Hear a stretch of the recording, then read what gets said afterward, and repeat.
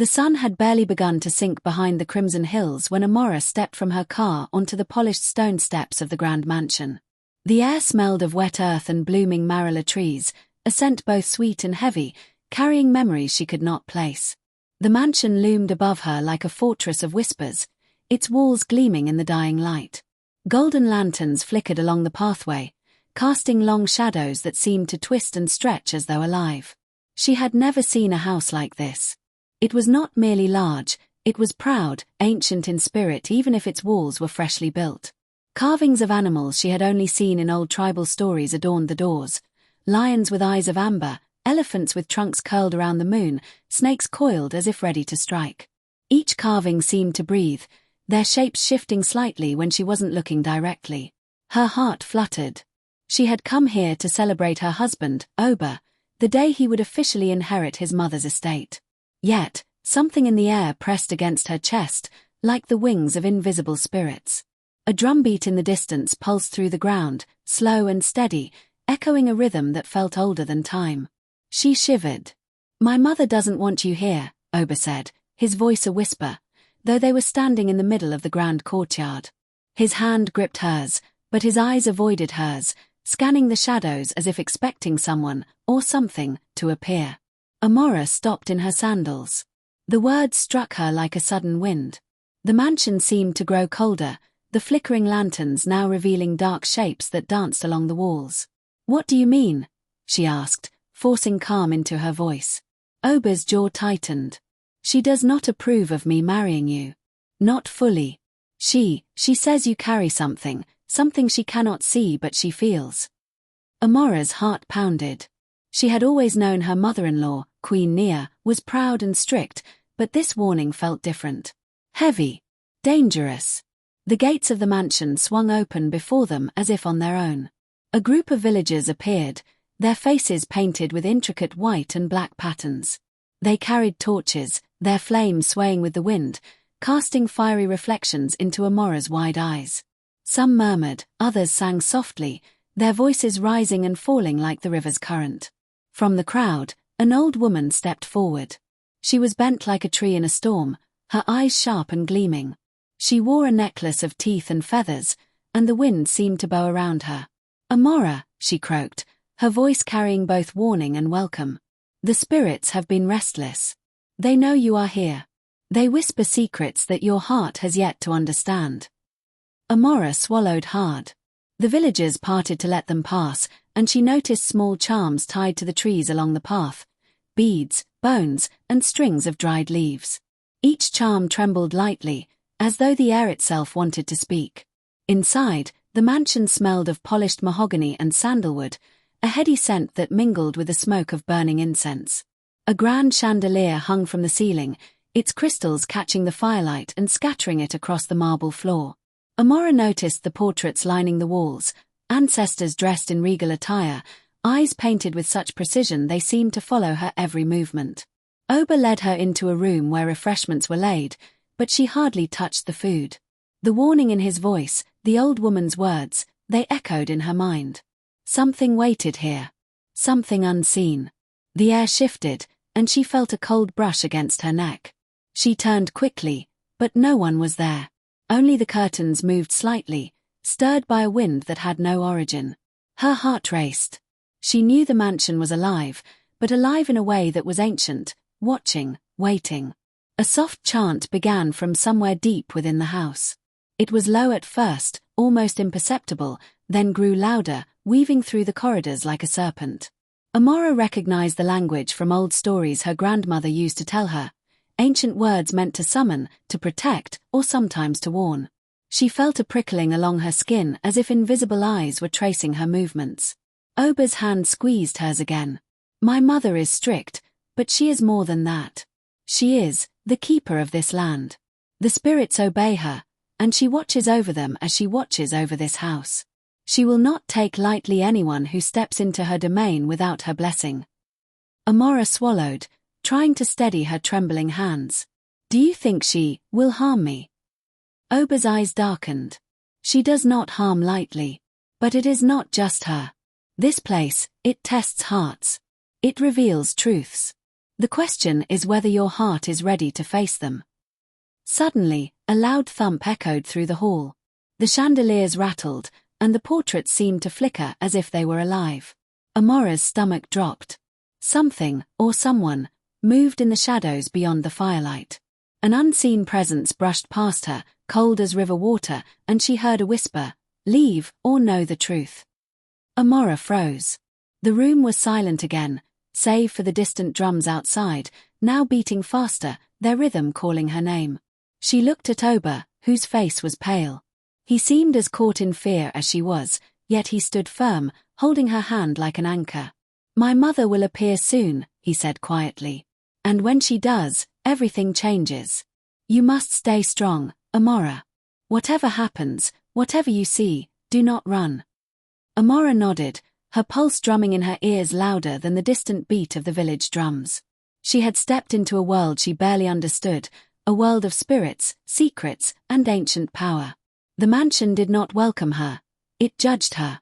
And somewhere, in its heart, the queen waited, watching, waiting, deciding whether Amora was worthy or doomed. Outside, the night deepened. The wind carried the scent of burning herbs, and the trees seemed to whisper to each other in a language older than any living being. Shadows stretched longer, reaching for the windows, pressing against the walls. Somewhere in the mansion, a candle flickered and went out, leaving only darkness, and the sensation that Amora was no longer alone. She took a deep breath, the tension coiling in her chest like a serpent. This was just the beginning. The mansion had secrets, and by dawn, she would discover that some doors, once opened, could never be closed. The night pressed heavier on the mansion as Amora wandered through the grand hallways. Every step she took echoed like a drumbeat in an empty cavern, yet the mansion was not empty. Shadows flickered along the walls, long and sinuous, as if they had a life of their own. The carvings she had admired in the courtyard now seemed to leer at her, their painted eyes gleaming with silent judgment. Oba walked beside her, his hand warm, but his voice was tight with unease. "This house, it feels alive, doesn't it?" he said. Amora nodded, her eyes scanning the hall. "It's like it's watching me. Like it knows I shouldn't be here." Oba's jaw clenched. "You're not wrong. My mother, she has ways. Ways to see what is hidden, ways to test the hearts of those who enter. You must be careful, Amora. Every choice you make tonight could change everything." Amora shivered, though the air was still and warm. A faint, persistent hum resonated through the walls, rising and falling like the chest of a sleeping giant. She thought she heard whispers, low and urgent, carried on the wind that seemed trapped inside the mansion. "Do you belong? Do you belong?" At the end of the hall, a large wooden door stood, carved with a scene of a river twisting through the savannah, dotted with animals drinking under the sun. It was beautiful, yet the eyes of the carved animals glinted with something unnerving, something alive. Oba paused, his hand on the doorknob. "My mother awaits us," he said, his voice barely a whisper. "And she is not one to meet strangers lightly." Amora's stomach tightened. She had imagined Queen Nia as a stern woman, but the air around the mansion hinted at a power older and deeper than she could understand. The villagers' chants still echoed faintly from outside, their rhythm mingling with the whispers of the house, creating a pulse that seemed to beat in Amora's own chest. The door creaked open. Beyond it, the room was dimly lit by flickering firelight from a grand hearth. Queen Nia sat on a carved throne, draped in rich fabrics the color of midnight and gold. Her presence was immense, it pressed on Amora like the weight of the sky itself. Her eyes, dark and deep, seemed to look not at Amora's face but through it, into the very depths of her soul. "You are Amora," the queen said, her voice calm but edged with a power that made the air vibrate. "You step into my house, into my lands, and yet, you carry secrets. Secrets you do not yet understand." Amora bowed her head, trying to steady her racing heart. I did not mean to offend, Your Majesty. I am here to honor my husband, to celebrate." Queen Nia's hand rose, and Amora froze. The gesture was slow, deliberate, like the swing of a pendulum. "Hush. Words are wind. Tonight, actions and courage will speak. Do you understand what it means to face the spirits that dwell in this house?" Amora's throat went dry. She nodded, though she had no idea what courage the queen demanded of her. The queen rose, her movements smooth and commanding, like water flowing over stones. She walked toward the hearth and took a small vial from the mantel, pouring a few drops into the fire. Immediately, the flames leapt higher, twisting into colors Amora had never seen: blues, greens, and deep purples, casting the room in a kaleidoscope of shifting light. Shapes formed in the flames: a lion, a snake, a bird with wings spread wide. The images moved as though alive, circling and watching. "The spirits of this land," Queen Nia intoned, "will speak to you tonight. They will judge your heart. Do not falter. Do not hide." Amora swallowed, fear and wonder battling inside her. The firelight reflected in Ober's eyes, and for the first time, she saw worry etched deep into his features. "Amora, whatever happens, do not let fear rule you. Stand tall, as you always have." Before Amora could respond, the flames surged, and the room around her shifted. The walls melted into forest canopies, the floor became soft earth underfoot, and a cool wind whispered through unseen branches. Drums beat from the distance, faster now, their rhythm resonating deep in her chest. Spirits, shapes of animals and humans, neither fully solid nor entirely shadows, emerged, circling her in silent observation. Amora felt herself trembling, but she forced her legs to stay firm. She could hear voices, faint and urgent, almost as if the wind carried the memories of those long gone.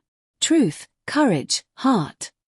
One spirit, taller than the others, stepped forward. Its eyes glowed amber, and it spoke in a language Amora had never learned but somehow understood. "Why do you seek what is not yours?" Amora's voice quavered. I seek only to honor my husband, to belong." The spirit tilted its head, circling her slowly. "Belonging is earned, not given. Your heart is untested.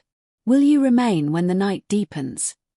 The room shifted again, and she felt herself pulled into visions. She saw her own family, her mother's house, laughter and warmth, then a shadow creeping across the doorway, dark and hungry. The queen's voice echoed, "The spirits reveal what you hide and what you fear." Amora's chest tightened. She realized that this was more than a test, it was a reckoning. Every fear, every doubt she had buried deep was now alive, circling her like the flames and spirits. She could not hide. She had to face them. The drumbeat outside grew louder, joined now by voices, villagers chanting, harmonizing with the rhythm of the spirits. The mansion's walls pulsed with light, shadow, and sound, as if the land itself had awakened. Amora felt the weight of countless eyes upon her, ancestors watching, judging, guiding. Ober took her hand, his grip firm. "You are not alone," he said. "Stand with me. The spirits will test us, but together we can endure." Amora nodded. She took a deep breath, feeling the wind of the vision swirl around her, the spirits circling tighter, and the shadows lengthen. A voice whispered from the fire, "Face what is hidden. Stand in your truth." She raised her head, meeting the gaze of Queen Nia, who stood at the edge of the vision, calm and unyielding. The queen's eyes glimmered with an unreadable emotion, part warning, part approval. Amora felt the tension crackle, the air thick with anticipation. She knew that what happened tonight would determine not only her place in this house but the path of her life forever. The mansion seemed to inhale, holding its breath. Outside, the drums and chants reached a fevered pitch, echoing across the hills and through the forests. Inside, the spirits circled tighter, their forms twisting and shifting, testing, probing, seeking the truth in her heart. Amora felt the first surge of courage rise in her chest. She would not falter. Whatever the queen demanded, whatever the spirits revealed, she would face it. She had no choice. The mansion, the ancestors, the wind, they demanded it. And deep inside, she realized, tonight, she would either belong, or the shadows would claim her. The mansion's walls seemed to breathe as Amora followed Ober down a narrow corridor she had never noticed before. The flickering lanterns cast shadows that danced like spirits along the carved wood panels. Each step felt heavier than the last, as though the floor itself weighed her down with centuries of secrets. Ober glanced at her, his jaw tight, his eyes troubled. "Where are we going?" she asked quietly, her voice almost swallowed by the echoing halls. To a place my mother rarely shows anyone, he said, his hand brushing the carvings along the wall. It is sacred. Dangerous. But you must see it. You must understand why she tests those who enter. Amora felt a chill crawl along her spine. Every fiber of her being screamed that something awaited her, something both magnificent and terrifying.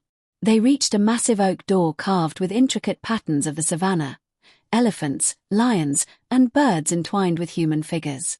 A faint golden glow seeped from the cracks. Oba placed his hand on the door, hesitating. This is it. Once you enter, there is no turning back. The house, the spirits, everything will know you. Amora nodded, drawing courage from his words. Together, they pushed the door open. The room beyond was unlike anything she had seen. It was circular, the walls lined with shelves of ancient scrolls, carved statues, and jars filled with herbs, powders, and objects she could not name. The air was thick with the scent of incense, earth, and a faint metallic tang that made her head swim. In the center, a pool of water shimmered, reflecting the lanterns above, but as she peered closer, the water showed images not of the room, but of the outside world. The river bending through the forest, animals drinking at dawn, and, more disturbingly, her own family far away, unaware of the dangers looming over her. Oba's hand tightened around hers. This is the chamber of truth. My mother uses it to see the hearts of those who enter her domain. Look into the water, Amora. See what it shows you. It will not lie. Amora stepped closer, her reflection wavering on the surface. At first, she saw herself, her brown skin glowing in the lantern light, her eyes wide with fear and wonder. Then the image shifted. She saw her childhood home, her mother cooking by the fire, the laughter of her siblings echoing in the air. The scene twisted. Darkness crept over it, shadows forming into shapes that whispered her secrets, her doubts, her fears of inadequacy, of never being truly accepted. A cold wind swept through the chamber, and the shadows in the water began to form a figure, tall, regal, and terrifying. It was Queen Nia herself, her eyes glowing with an ethereal light. Amora gasped. You see, Oba whispered. The spirits show what is hidden, what you do not admit even to yourself. They reveal the truth. Amora's heart pounded. The figure in the water spoke, not with words, but with emotions that crashed over her like waves. Fear, guilt, longing, courage, they all poured into her mind. And then she saw it, a memory she had long buried. On the day she left her village, her mother had pulled her close, whispering, "Remember who you are. Never forget where you come from. And beware of those who seem kind but hide their true intent." Tears streamed down Amora's face. The warning was clear now. This chamber was more than a test, it was a revelation. She was not here merely to celebrate. She was here to confront the truth she had ignored, the fears she had hidden, and the spirit that had always guided her. The water shimmered again, showing another vision. Oba, standing before his mother, proud and strong, yet tense, carrying the weight of generations. She realized that his loyalty was tested too. His love for her was real, but the expectations of his lineage pressed upon him like a storm. Amora turned to him. Why did you warn me about your mother? Why is she so powerful? Oba's gaze softened, filled with both admiration and fear. Queen Nia is not just my mother. She is the guardian of this land, the keeper of the spirits that protect and punish. She can see truths, past and present. Her power is immense, but it is not cruel, it is discerning. She tests because she must. And now, you are being tested. A rustling behind the shelves caught Amora's attention. She moved closer, curious despite the fear. One of the jars shook, then toppled over, spilling a swirl of golden dust into the air. The dust coalesced into a figure, small, almost childlike, yet its eyes glowed with a deep wisdom. I am Anansi, it whispered. Though not as your stories tell. I guard the knowledge of the ancestors. You have entered the chamber with honesty, yet your heart is divided. You must choose what you seek, fear or courage, doubt or truth. Amora felt the weight of the decision pressing down on her. She had always believed in love, in family, in loyalty, but this chamber demanded something deeper. She had to confront herself before she could face the queen. Closing her eyes, Amora drew a deep breath, letting the visions wash over her. She allowed herself to feel the fear, to acknowledge the doubts she had hidden. Then, she let courage rise in its place, letting it flow through her like the river she had seen in the carvings outside. When she opened her eyes, the water reflected her face again, this time steady, unwavering. The shadows had receded. The chamber hummed with approval, the golden dust settling like a crown around her head. Oba smiled, relief flickering across his face. "You are ready," he said softly. "The Queen will know. The spirits will know. You have faced what you feared most." Before Amora could respond, the water shimmered one last time, revealing a hidden doorway at the far end of the chamber. Carvings of intertwined hands and eyes surrounded it. The figure of Queen Nia appeared in the water again, her voice echoing, "Step through, Amora. Face the final test. Only then will you understand the power of your own heart." Amora's pulse raced. The turning point had come. The mansion, the spirits, her mother-in-law, everything had led to this doorway.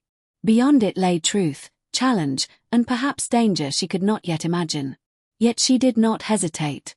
Side by side with Oba, she stepped toward the hidden door, feeling the hum of the house under her feet, the whispers of the ancestors in her ears, and the beating of her own heart echoing like a drum in the silent chamber.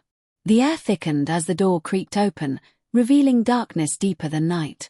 And in that darkness, Amora sensed the presence of something waiting, something ancient, something that would change her life forever. She inhaled, steadying her courage. Whatever awaited beyond that threshold, she would face it. She had discovered the first truth, that fear could be faced and courage could rise, even in the shadows of the unknown. The spirits stirred, the chamber hummed, and the mansion seemed to lean closer, as if it too were eager to see what Amora would do next. The hidden doorway closed behind Amora and Oba with a sound like the earth itself settling. Darkness enveloped them, thick and almost solid, yet alive with whispers and movements that teased the edges of vision. The air smelled of smoke, wet soil, and something sweet, like marula fruit left to ripen in the sun. Every step they took echoed as if they walked through the hollow heart of the world itself. Amora's hand tightened around Oba's. "Do you feel it?"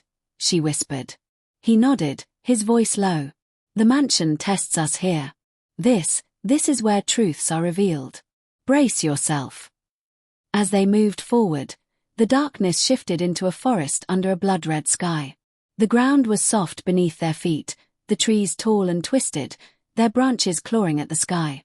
Shadows of animals, lions, leopards, snakes, stalked the edges of vision, their eyes glowing with uncanny intelligence. A wind moaned through the branches, carrying voices in languages that felt familiar yet impossible to understand. Suddenly, a figure stepped from the shadows. It was a woman, older, regal, draped in robes the color of twilight. Her eyes were dark pools of judgment and sorrow. Amora froze. The figure spoke, her voice like the rustling of dry leaves. "You who enter this place, do you know the weight of love and loyalty? Do you understand the cost of courage?" Amora swallowed, her throat dry. I believe I do," she said, though her voice trembled. The figure stepped closer, and as she did, the shadows around Amora thickened. The woman raised her hand, and suddenly the forest vanished, replaced by a vision of Amora's past, her mother, her siblings, and the village she had left behind.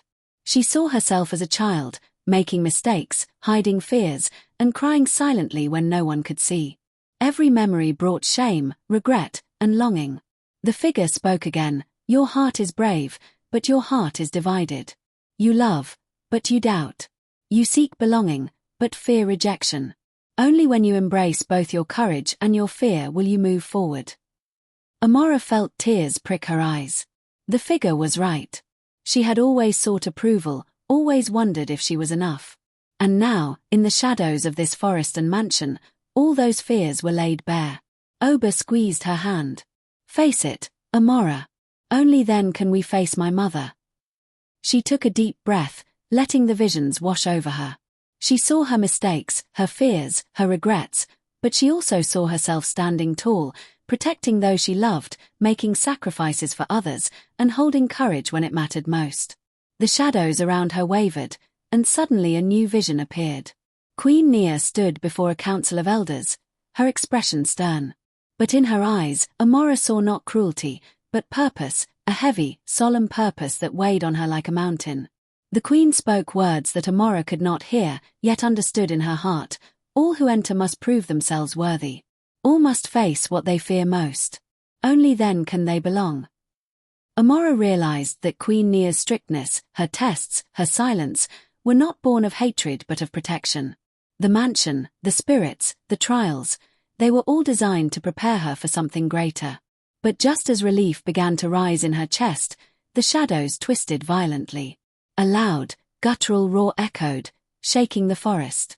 From the darkness emerged a massive shape, a lion, its eyes burning gold, its mane like fire. But its body was distorted, shadowed, and writhing, as if made of smoke and nightmares. "You must face me," the lion growled, its voice both animal and human, echoing in her mind. "Face the part of you that doubts, fears, and hides. Only then will you pass." Amora felt her knees weaken, but she planted her feet firmly. The forest floor trembled with the lion's presence.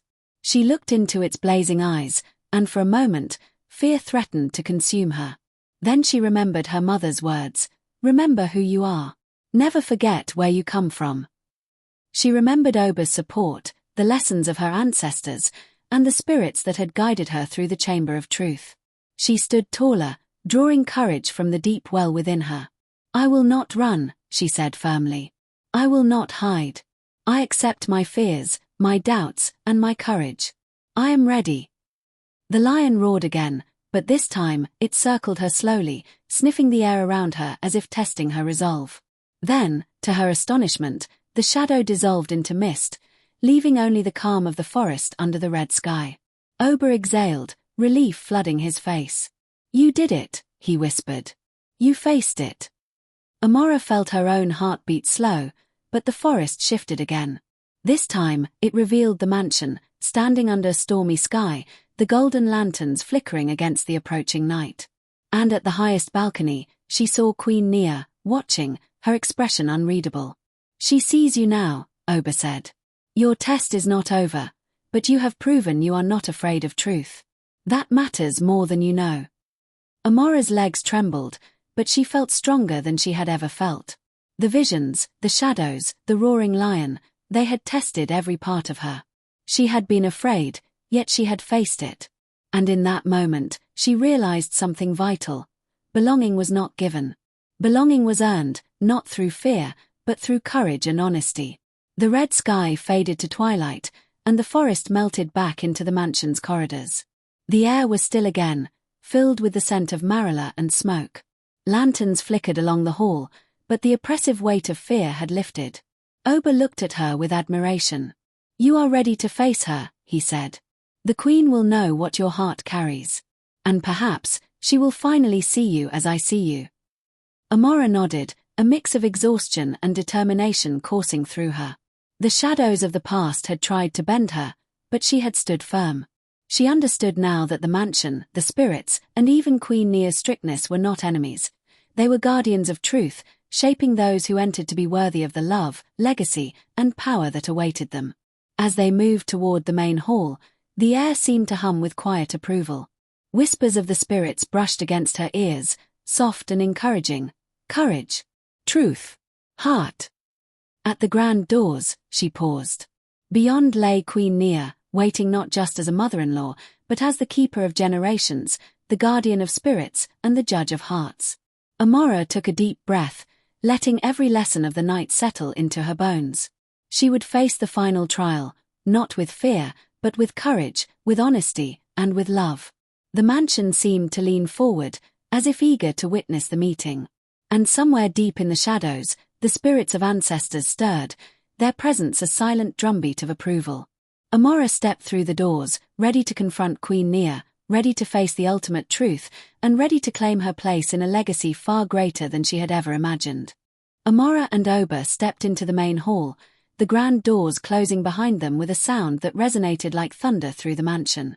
The room was bathed in golden firelight from the massive hearths, yet shadows clung to the corners, twisting and writhing as if alive.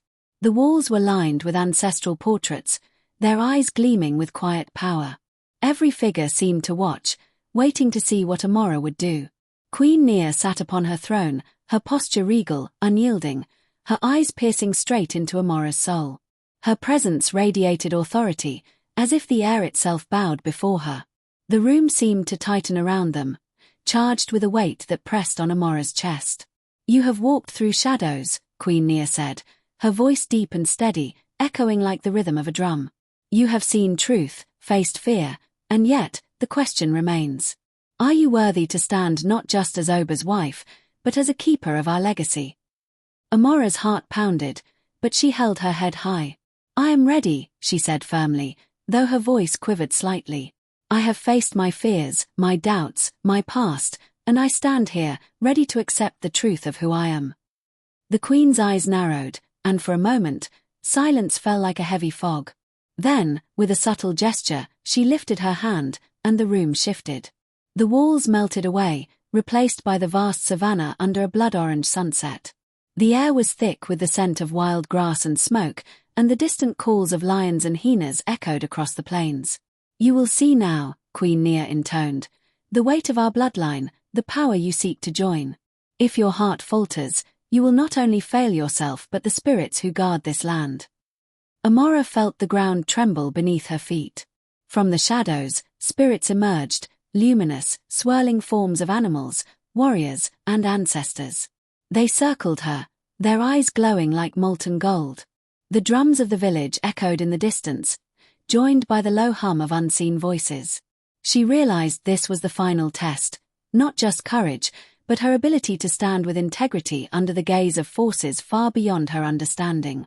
Suddenly, from the center of the savannah, a massive figure appeared. Tall, imposing, draped in robes that shimmered like the night sky. It was Queen Nia herself, but her presence now was more than human. Her eyes glowed with the light of countless spirits, and her voice carried both authority and ancient sorrow. "You must answer me, Amora," she said. "Do you accept the responsibilities that come with love, with family, with this legacy? Do you accept that every choice, every action, every truth will be held accountable?" Amora swallowed, her pulse racing. She felt the weight of every challenge she had faced, the chamber of truth, the shadow lion, the visions of her past, the whispers of the spirits. She knew now that fear was a part of life, but courage, honesty, and love were what defined true strength. "I do," she said, her voice steady. "I accept all of it. I accept the truths, the responsibilities, and the power that comes with it. I will not turn away." The spirits roared, a chorus of wind, water, and fire that shook the air. The savannah around them blazed with golden light, and Amora felt the pulse of the land beneath her feet, the heartbeat of the ancestors, the rhythm of generations. She felt herself connected to the spirits, to the Queen, to Oba, and to the lineage she was now a part of. Queen Nia rose from the plains, stepping closer. Her gaze softened, just slightly, and for the first time, Amora saw a flicker of approval in the depths of her mother-in-law's eyes. "You have faced the shadows within," Nia said. "You have seen fear, and yet you stand. You have acknowledged your heart, and it is true. You may enter fully into our world, not as a stranger, but as one who belongs." Amora's chest swelled with emotion, relief, pride, and love all mingling together. Oba's hand found hers, their fingers interlacing, a quiet reassurance in the midst of overwhelming power. But just as she thought the test was over, the shadows stirred again. From the corner of the hall, a dark form lunged, a twisted spirit, a manifestation of doubt and betrayal. Its eyes burned with anger, its voice hissed, "Do you truly belong, or are you a trespasser? Will you falter when the world demands strength?" Amora's first instinct was fear, but she remembered the lessons of the chamber, the shadow lion, and the visions of her past. She planted her feet firmly, raising her chin. "I belong because I face my fears. I stand for truth. I will not falter." The spirit lunged again, but as it approached, the ancestors' spirits surged forward, surrounding Amora with a protective glow. The figure of Queen Nia shimmered beside her, her hand extended as if lending strength. The dark spirit shrieked, twisting and writhing, until it finally dissolved into smoke, leaving only silence and the golden glow of the ancestral spirits. Amora exhaled, her body trembling, her soul alight with the knowledge that she had survived the ultimate test. She had faced fear, doubt, and the judgment of powerful forces, and she had stood firm. Queen Nia stepped closer, her presence now fully human again. She studied Amora intently, her gaze piercing but calm. "You have passed," she said simply. "Not because you are without fear, but because you faced it with honesty and courage. That is the mark of one who belongs in this family, in this land, and in this legacy." Amora bowed her head, tears streaming down her face. "Thank you," she whispered, feeling the weight of relief and gratitude flooding through her. "I will honor it. I will honor you, the spirits, and the family I now belong to." Ober embraced her, his own relief evident in the tightening of his arms. "You are incredible," he murmured. "I knew you could do it." The hall seemed to exhale, the golden firelight brightening, the shadows retreating. The mansion itself felt alive with satisfaction, as if the very walls and spirits were rejoicing in Amora's triumph. The drums outside rose in a steady rhythm, harmonizing with the heartbeat of the mansion, the land, and the spirits within it. Queen Nia's expression softened further, a rare smile touching her lips. "Remember this night, Amora. The lessons you have learned, the truths you have faced, they will guide you always. And when you are tested again, as all who inherit this legacy will be, you will know the courage within your heart." Amora nodded, feeling the weight of her journey and the immense love that had carried her through it. She had been tested, challenged, and revealed, and now she understood the true meaning of belonging, not as a prize, but as a responsibility, a sacred trust passed down through generations. As the golden light of the hearth bathed the hall, Amora looked at Ober and Queen Nia, and for the first time, she felt fully at home.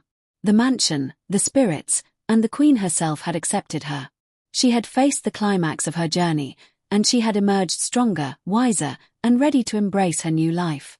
The drums outside echoed into the night, a triumphant song of courage, truth, and belonging. And deep within the mansion, the spirits settled, their whispers soft now, a promise of guidance and protection for the woman who had proven herself worthy. The night had softened over the mansion, the golden firelight now blending with the gentle glow of lanterns along the courtyard. The air was rich with the scent of marula, incense, and the earthy perfume of the savanna that surrounded the estate. The spirits that had tested Amora now whispered softly in the shadows, a lullaby of approval and guidance. The mansion no longer seemed oppressive, it pulsed with warmth, life, and a quiet dignity. Amora stood on the veranda, her hand resting lightly on the carved railing, gazing out at the rolling hills bathed in moonlight. Ober came to stand beside her, silent for a moment, letting the cool night air settle between them. "You were magnificent tonight," he said quietly. "I saw how you faced everything, the shadows, the visions, the Queen. You did not falter." Amora smiled softly, though her body still hummed with the adrenaline and awe of the night. "It was not just me," she replied. "Your mother, the spirits, the mansion, they all guided me. They revealed what I needed to see. I could not have done it alone."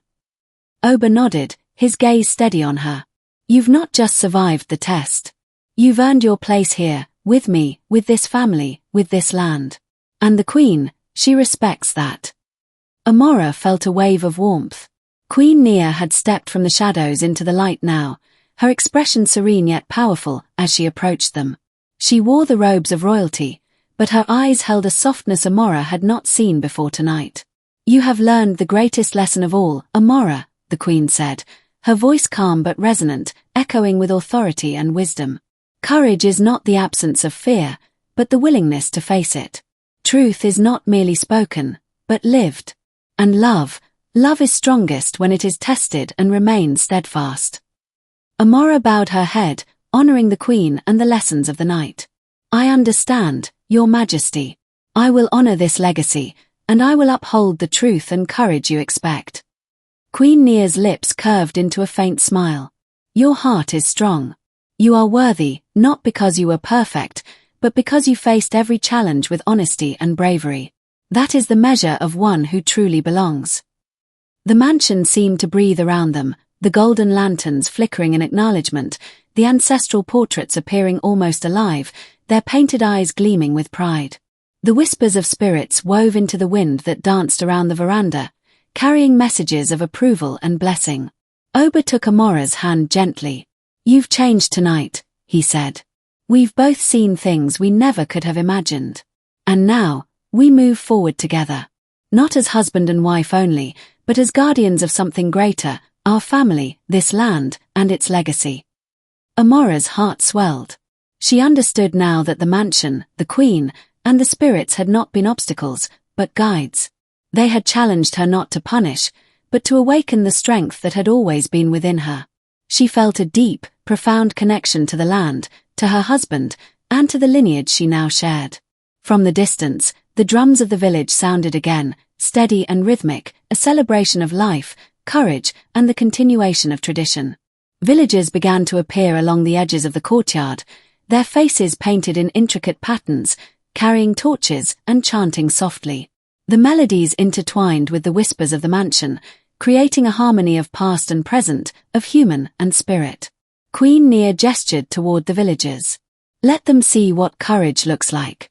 Let them understand that trials are not to break, but to reveal the strength within. Amora, your journey tonight is a story they will carry forward, a story for generations." Amora's eyes glistened with tears. She realized that this night had not only tested her, but had also connected her deeply to the people, the land, and the spirits. Every step she had taken, every fear she had confronted, had been a thread in the tapestry of legacy, woven with care and purpose. Oba pulled her close, and together they looked out over the courtyard, the mansion, and the moonlit savannah stretching beyond. The night was alive with whispers of approval, the gentle rustle of leaves, the distant roar of a lion, and the soft, approving hum of the ancestral spirits. Amora felt at peace for the first time, fully aware of her place in the world and the responsibilities she now embraced. Queen Nia stood beside them, regal and unwavering, yet there was a gentleness in her gaze.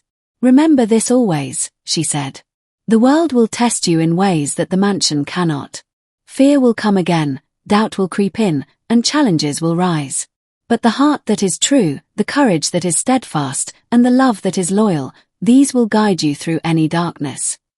Amora nodded solemnly, committing the queen's words to her soul. She had learned that belonging, respect, and honor were not simply given. They were earned through courage, integrity, and truth. And she had earned them. The night deepened, the stars above twinkling like ancestral eyes watching over the land. The mansion seemed to glow softly, its presence no longer intimidating, but protective. The spirits whispered their blessings, wrapping around Amora and Oba like a warm wind. She felt a deep, abiding sense of purpose and connection, a knowledge that she was not merely living for herself, but as part of something timeless and sacred. Oba smiled at her, his hand holding hers firmly. "We will face whatever comes next together," he said. Amora returned the smile, her heart steady, her spirit unshaken. "Yes," she said softly. "Together. Always." Queen Nia inclined her head, satisfied. "Go now," she said. "Live fully, love honestly, and carry the lessons of tonight with you. You have proven yourself not just to me, but to the spirits, the ancestors, and the land itself. That is the greatest honor." As they descended the veranda steps, the courtyard filled with golden light, the villagers and spirits harmonizing in celebration, Amora realized the truth that had been revealed through every trial of the night. Fear is temporary, courage is enduring, and love is the greatest legacy of all. The mansion stood tall and proud behind them, no longer a test of fear, but a home that welcomed those who proved worthy. The wind carried the whispers of ancestors, the laughter of the villagers, and the promise of a future shaped by honesty, bravery, and love. Amora's heart was full. She had faced shadows, she had confronted truth, and she had been transformed. Tonight, she had not just survived, she had become a part of something eternal, a living link in the chain of courage, family, and legacy. And as the moon rose high over the savannah, casting silver light over the hills and riverlands, Amora knew, without doubt, that she belonged.